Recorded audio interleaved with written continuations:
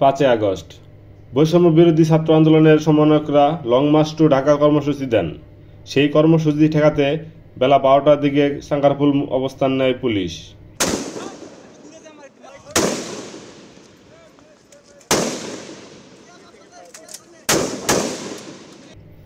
সেখানে এক ঊর্ধ্বতন কর্মকর্তার নির্দেশে পুলিশের 4টি বিশেষ দল দেখা যায়। তাদের একটি দল টিয়ার সেল, সাউন্ড গ্রেনেড ছুড়ছিল এবং অন্য আরেকটি দল রাবার বুলেট ছুড়ছিল আন্দোলনকারীদের উপরে।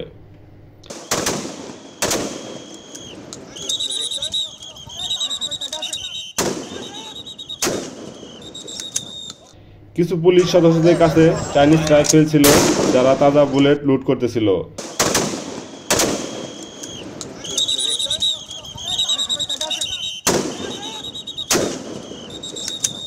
ঊর্ধ্বতন কর্মকর্তার নির্দেশে গুলি চালাচ্ছিল আন্দোলনকারীদের উপরে।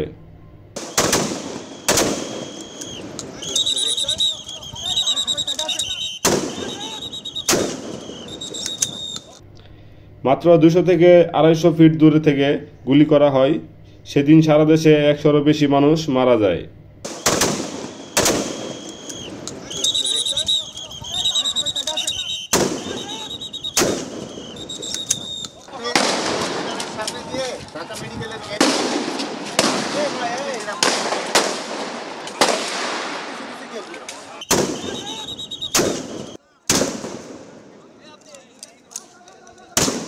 রাহা টিভি, ঢাকা।